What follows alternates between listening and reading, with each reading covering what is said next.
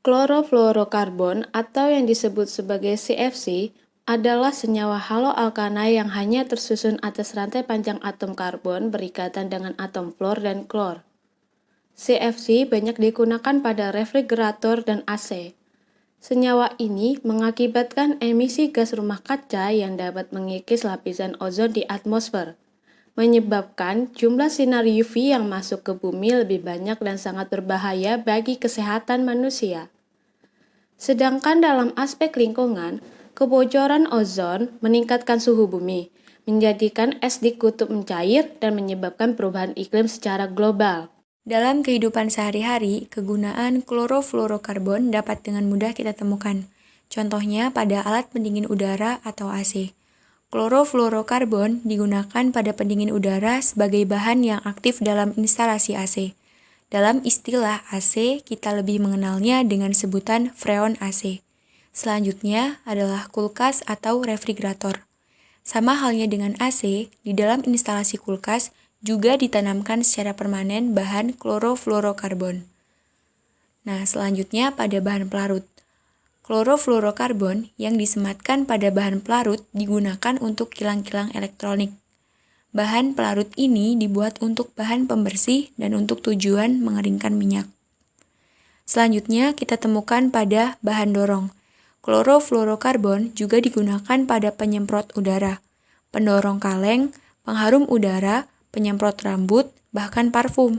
Karena sifat dari senyawa klorofluorokarbon ini memiliki tekanan yang dapat digunakan sebagai penyembur atau pendorong parfum. Yang terakhir adalah bahan aktif pemadam kebakaran. Klorofluorokarbon digunakan juga untuk bahan pemadam kebakaran karena sifatnya dapat menyemburkan sesuatu dan juga memiliki tingkat suhu yang rendah sehingga dapat memadamkan api dengan tingkat suhu yang tinggi.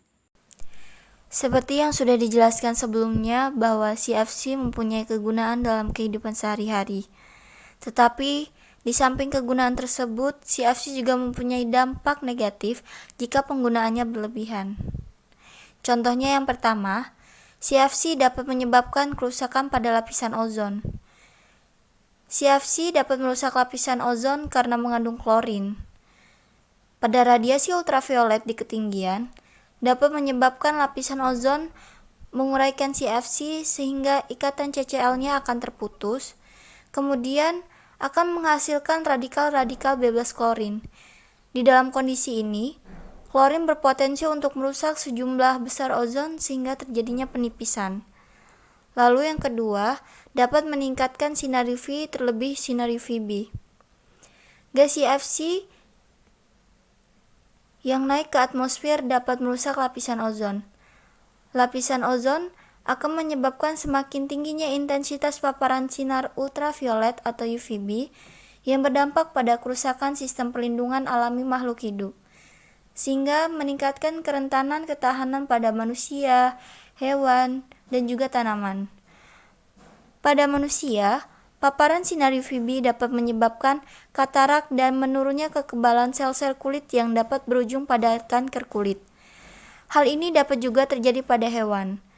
Radiasi sinar UVB yang berlebihan dapat menghambat metabolisme tanaman sehingga pertumbuhan tumbuh lebih lambat dan juga menjadi kerdil. Dampak paparan sinar UVB terhadap ekosistem perairan berakibat buruk pada distribusi fitoplankton yang menjadi dasar rantai makanan di perairan.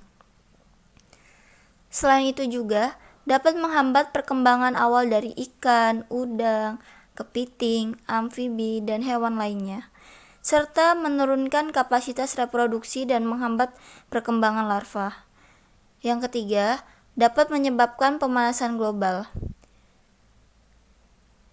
Satu molekul CFC11 misalnya memiliki potensi pemanasan global sekitar 5.000 kali lebih besar dari sebuah molekul karbon dioksida. Contohnya, gas efek rumah kaca disebabkan oleh karena naiknya konsentrasi gas karbon dioksida atau CO2 dan gas-gas lain di atmosfer. Kenaikan konsentrasi gas CO2 ini disebabkan oleh kenaikan pembakaran bahan bakar minyak atau BBM, batu bara, dan bahan bakar organik lainnya yang melampaui kemampuan tumbuh-tumbuhan dan lautan untuk mengabsorpsinya. Menurut perhitungan simulasi efek rumah kaca, telah meningkatkan suhu rata-rata bumi 1-5 derajat Celcius. Bila kecenderungan peningkatan gas rumah kaca tetap seperti sekarang, akan menyebabkan peningkatan pemanasan global antara 1,5 sampai 4,5 derajat Celcius sekitar tahun 2030. Dengan meningkatnya konsentrasi gas CO2 di atmosfer, maka akan semakin banyak gelombang panas yang dipantulkan dan permukaan bumi yang diserap oleh atmosfer.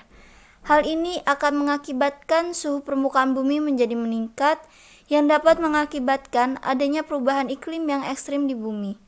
Hal ini dapat mengakibatkan terganggunya hutan dan ekosistem lainnya, sehingga mengurangi kemampuannya untuk menyerap karbon dioksida di atmosfer.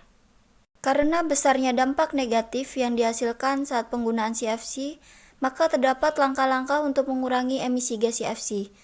Yang pertama, mematikan AC jika suhu udara saat itu sedang tidak panas.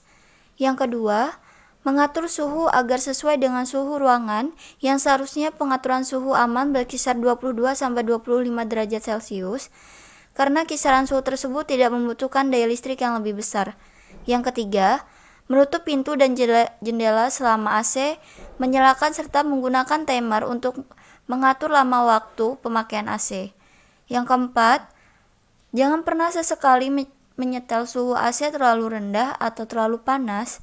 Suhu yang terlalu rendah dapat meningkatkan daya penggunaan listrik yang lebih besar, sedangkan suhu yang terlalu panas dapat merusak AC Freon. Yang terakhir, menutup kembali pintu kulkas setelah dibuka.